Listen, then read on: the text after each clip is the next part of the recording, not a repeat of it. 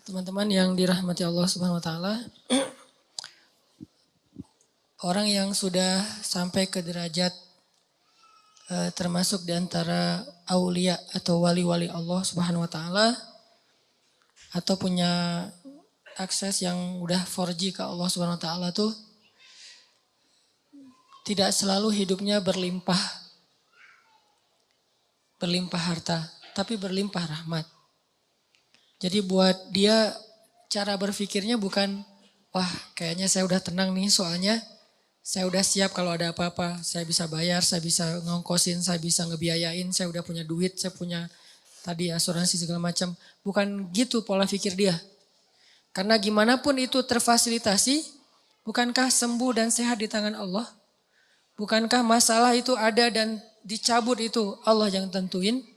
Bukankah lebih baik kita nggak kena musibah daripada harus membayar musibah? Kayak misalnya nih, kita pakai sebuah jaminan. Dengan harapan kalau nanti saya kena musibah, saya bisa ngeklaim. Bagusan mana dengan kita minta jaminan dihindarkan dari musibah-musibah? Dihindarkan sama sekali atau dihindarkan dari yang paling besar? Sehingga dikasih hanya musibah-musibah kecil. Atau sama sekali dihindarkan. Tentunya kalau misalnya kita mau berpikir logis, harusnya kita memilih jaminan yang dihindarkan sama sekali kan. Daripada yang gak apa-apa kena musibah asal bisa ngeklaim dan gak akan rugi tambahan. Walaupun setiap bulan juga ada biaya ini. Ini cara berpikir yang selama ini mungkin harus kita bangun kembali nih. Kita rekonstruksi lagi pola pikir tentang iman. Pola pikir yang robbaniyin kalau dalam bahasa Al-Quran. Arti robbaniyin tuh karena berlandaskan iman, bukan hanya berlandaskan logika matematika kita. Kayak misalnya sedekah. Kata Nabi nggak ketemu sedekah dengan musibah di hari yang sama. Berarti kan dihindarkan kan?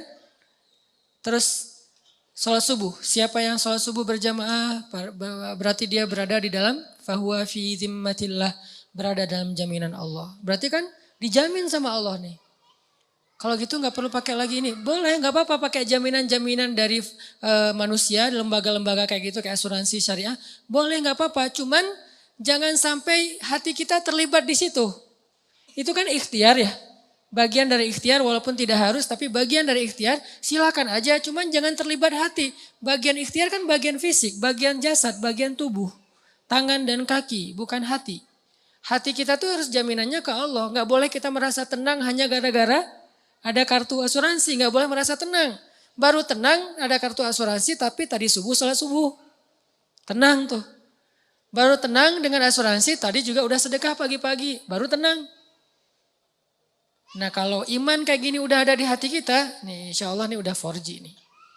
Tapi kalau tenang gara-gara asuransi subuh juga gak masalah, sedekah juga gak masalah. Belum lagi yang lain-lainnya nih, silaturahim, membantu orang lain.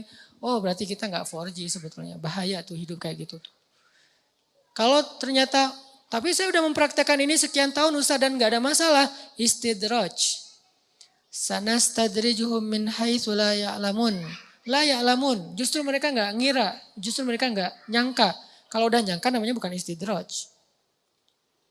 Ini nih pola pikir yang kita bangun teman-teman. Makanya kan Rasulullah SAW itu orang yang sangat wasilah dengan Allahnya tuh udah dekat banget ya. Sampai membatin aja Allah dengar langsung Allah kabulkan.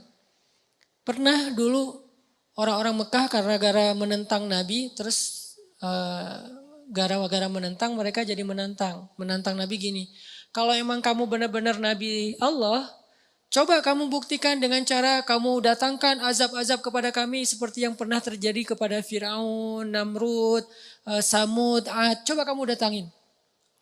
Nabi gak mau berdoa.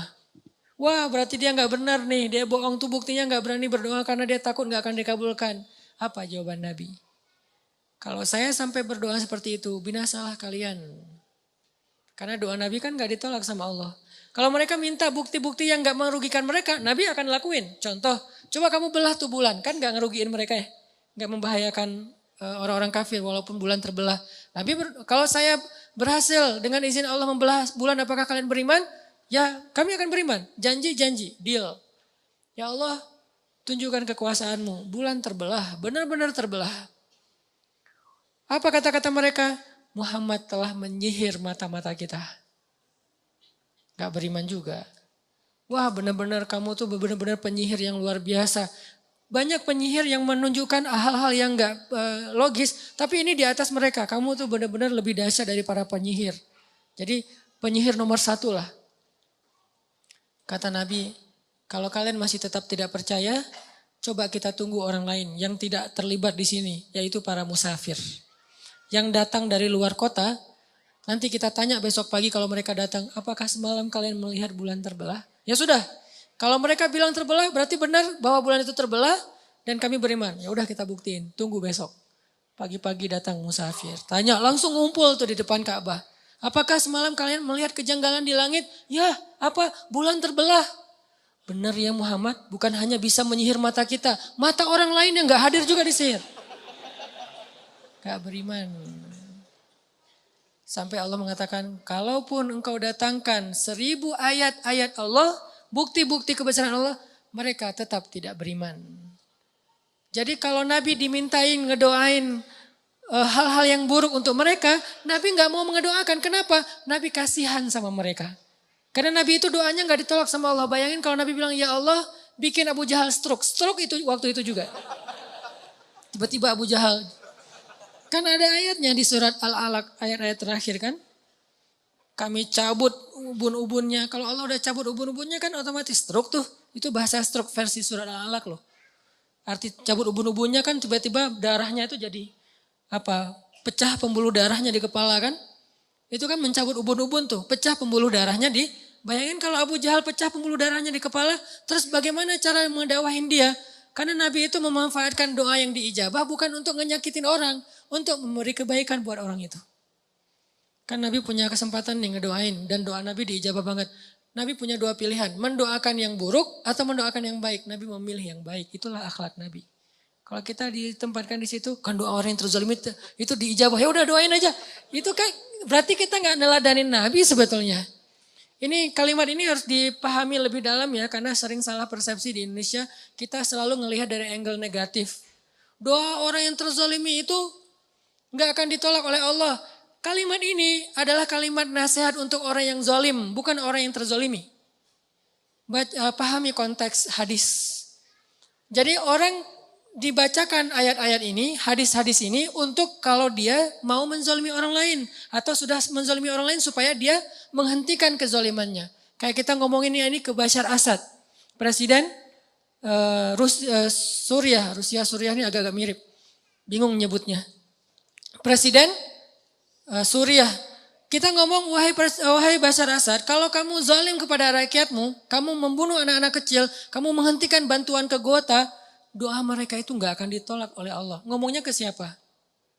Ke Bashar Assad. Sama kayak kita dizalimin teman kita. Ngomongnya ke yang zalim. Jangan sampai kita datang ke teman kita yang lagi terzalimi. Doa orang yang terzalimi itu diijabah loh. Itu namanya kita manas-manasin orang untuk mendoakan yang buruk. Harusnya kita ngomong kayak gitu tuh ke orang yang zalim supaya dia menghentikan kezalimannya, takut dengan doa orang yang mazlum. Kita malah angle-nya kebalik. Giliran kita terzalimi, mumpung nih doa gua diijabah sama Allah. Ya Allah, hancurkanlah dia sehancur-hancurnya ya Allah. Hati-hati ya, doa juga ada porsinya. Karena doa itu seperti kisos. Kalau kita mendoakan orang lain lebih dari hak kita, maka kelebihan itu akan balik lagi kepada kita. Dia naik mobil atau motor, terus ngejipratin air ke kita. Ya Allah, jauhkanlah dia dari jodohnya. Apa hubungannya jodoh dengan air? Harusnya hak kita cuman ya Allah mudah-mudahan nanti ada orang yang jipratin air ke dia. Cuma sebatas itu kan? Kan al jaza min jinsil amal. Balasan sesuai dengan jenis amal. Artinya ya kisosnya segitu doang. Jangan sampai ke urusan jodoh lah, sakit lah apa. Jadi kayak lebay gitu kan ya, norak banget sih. Itu doa yang norak namanya tuh. Dan kelebihan dari porsi itu akan balik lagi kepada yang ngedoain kan bahaya. Nanti kita malah nggak nikah-nikah gara-gara pernah terzolimi. Udah terzolimi nggak nikah pula kan rugi. Jadi itu bukan hadis buat orang yang terzolimi teman-teman. Itu hadis untuk orang yang ngezolimin. Sama kayak Nabi kalau misalnya baca hadis tentang istausu bin nisa'i khairan. perlakukanlah perempuan itu secara baik. Itu bukan hadis untuk cewek, itu hadis buat cowok. Jadi yang ngucapin hadis itu harus melihat dulu siapa di depannya. Kalau di depannya seorang ibu, seorang istri, dia ngomong kayak gitu berarti dia sedang merecokin rumah tangga orang. Karena si istri ini nanti akan nuntut suaminya seperti di dalam hadis. Itu hadis diucapin kepada suami, jangan didengar oleh istri. Kenapa? Nanti dia akan memikirkan haknya, bukan mikirin kewajiban. Tapi kalau hadis tentang seandainya saya boleh menyuruh manusia sujud kepada manusia, saya suruh istri sujud kepada suami. Yang ngomongin itu adalah istri. Jadi ada materi ibu-ibu, ada materi bapak-bapak. Jangan sampai seorang ustadz ceramah tentang sujudnya perempuan kepada suaminya di depan suami. Itu bikin suami makin kegeeran. Wah sayang istri saya gak datang nih, padahal bagus banget nih materi malam ini, gitu kan ya. Akhirnya minta ke panitia, ada gak rekaman yang semalam, untuk apa Pak? Mau saya share ke istri saya. Ini yang terjadi. Dan ustaznya juga salah ngomong di depan bapak-bapak, gimana kalau campur dua-duanya? Berarti yang seimbang infonya. Jangan berat sebelah, ini namanya adil kan. Karena dengan adil itu lebih dekat kepada ketakwaan. Jadi intinya Nabi itu doanya diijabah, tapi beliau nggak memanfaatkan buat ngehancurin musuh-musuhnya. Kecuali memang sudah masanya kayak Nabi Nuh. Doa beliau kan diijabah dalam waktu yang 950 tahun, doa beliau hanya untuk kebaikan kaumnya aja. Ya Allah beri mereka petunjuk ini. Tapi Allah yang menentukan. Setelah 950 tahun, baru Nabi Nuh berdoa, ya Allah hancurkanlah orang-orang kafir itu sehancur-hancurnya. Jangan biarkan mereka punya keturunan, karena keturunan mereka akan merusak di muka bumi. Kapan Nabi Nuh doa itu? Setelah 950 tahun berdoa. Wajar gak sih ngedoain kayak gitu? Ditentang, dihina, dicela, dibully. 950 tahun dibully loh di grup. Kita baru berapa lama dibully di grup geng kita? Share hadis, wah sok soleh, wah ada ustadz, ada nabi palsu, segala macam. Udah 950 tahun, akhirnya kita keluarin lagi kalimat, ya Allah hancurkanlah semua anggota member grup ini. Belum 950 tahun. Jadi manfaatkanlah kesempatan kita kalau lagi dizolimi untuk ngedoain yang baik-baik. Kalau nggak bisa yang baik-baik buat orang lain karena nggak rela banget nih, minimal untuk diri sendiri, apa salahnya? Kan itu kesempatan banget kan buat kita berdoa dan Allah ijabah. Kalau nggak bisa ngedoain ya Allah beri dia petunjuk, kayak rasanya agak-agak kayak nggak rela gitu kan. Udah jahatin saya didoain yang baik lagi, nggak semua orang mampu, realistis aja lah. Kalau nggak bisa gitu minimal buat diri sendiri, ya Allah tambahkanlah kesabaran saya. Loh kok minta disabarkan? Berarti makin mau aja disakitin. Bukankah sabar itu kebaikan bahkan lebih dari setengah iman? Hampir bisa dibilang seluruh iman kita itu adalah intinya sabar. Sehingga yang dibilang orang mukmin adalah orang yang sabar. Orang yang sabar berarti dia mukmin. Berarti kita minta kebaikan, ya Allah kuatkanlah kesabaran saya. Kayak misalnya kita lagi baper sama pasangan kita, jangan ngedoain yang buruk buat dia. Kalau nggak sanggup ngedoain yang baik buat dia, minimal yang baik buat kita. Ya Allah kuatkan kesabaran saya, ya Allah jadikan saya lebih baik, ya Allah jadikan saya lebih dicintai oleh dia. Yang baik-baik aja minta. Nah, ini orang yang mencontohi teladan Rasulullah SAW. Jadi selama ini banyak angle tentang sirah Nabi yang kayaknya perlu kita lihat dari angle yang lain. Terlalu mainstream kalau hanya melihat angle-angle yang biasa kita dengar selama ini. Bukan salah, cuman kayaknya masih kurang utuh. Saya nggak suka menyalahkan orang lain, tapi masih kurang utuh.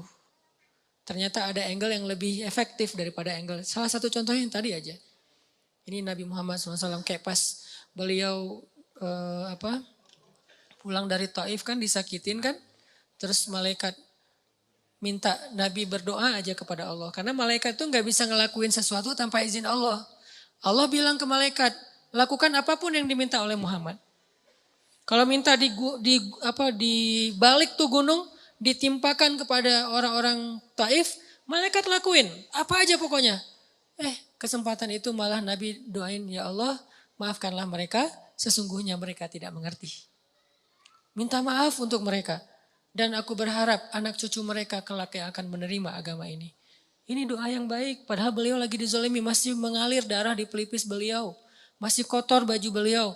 Masih orang ketawa tentang beliau. Anak-anak kecil ngelemparin beliau, perempuan-perempuan ngejar beliau. Diperlakukan kayak orang gila di tengah kampung, dikejar-kejar. Keluar masuk kebun korma, keluar masuk kebun korma.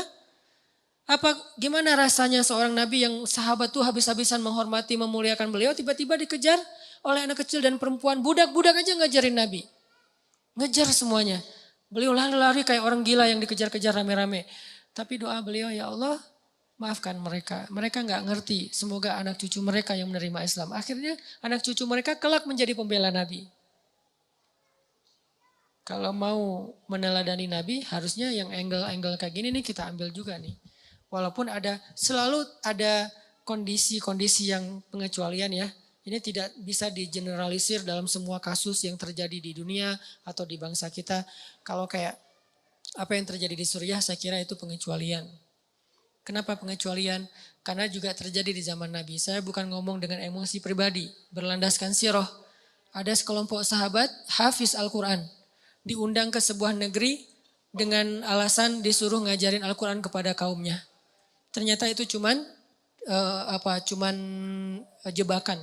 Ketika sekelompok sahabat ini keluar, hafiz semua, di tengah jalan mereka dicegat, dibunuh semuanya, gak ada yang selamat. Digorok satu persatu.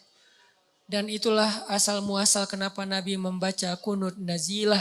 Dan salah satu isi kunut nazilah, ya Allah hancurkanlah kaum itu sehancur-hancurnya.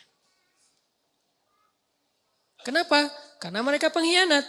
Karena mereka zalim. Karena mereka sudah membunuh para hafiz Al-Quran. Dan ini bukan hal yang bisa dimaafkan. Beda kalau mereka melakukan kesalahan itu karena mereka tidak paham. Jadi ada kayak pembunuhan sengaja dan tidak sengaja. Ada kisos. Itu baru beberapa orang hafiz. Gimana yang jutaan atau minimal ratusan ribu hafiz. Anak kecil lagi belajar ngafal Quran di masjid, tiba-tiba dibom. Kalau enggak dibom masih mending, kalau meninggal langsung. Ada yang tertimbun dengan reruntuhan, putus tangannya, putus kakinya, retak kepalanya. Itu udah biasa kejadian sehari-hari itu di Suriah.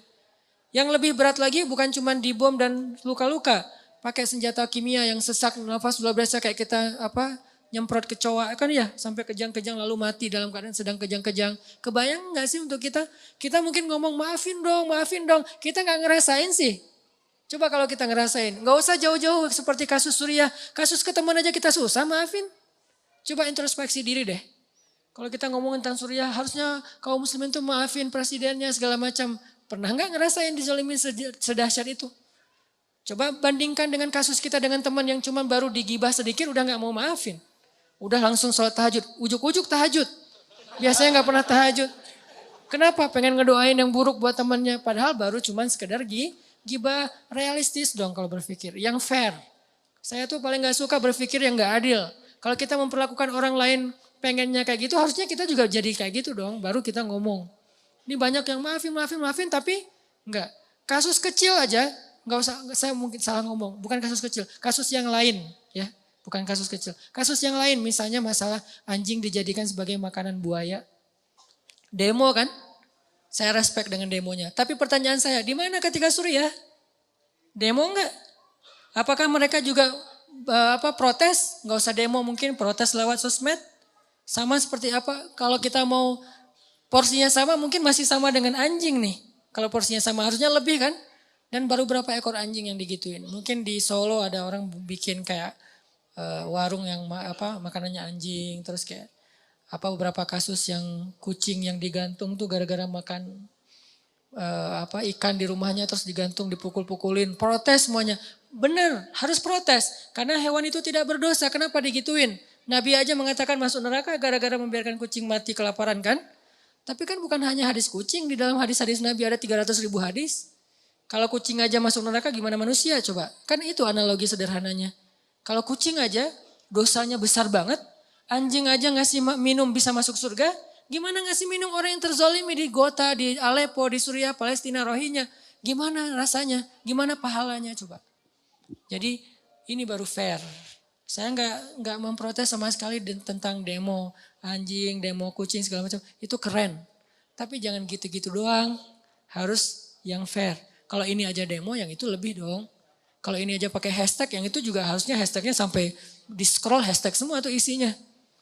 Aleppo hashtag, Gota hashtag, Al-Quds hashtag, Gaza hashtag, Rohingya hashtag, Somalia hashtag, Yaman hashtag, Irak hashtag. Termasuk juga nanti ada Paris, New York, di mana-mana. Kita samalah memperlakukan manusia. Ini bukan masalah agama, ini masalah kemanusiaan. Fair.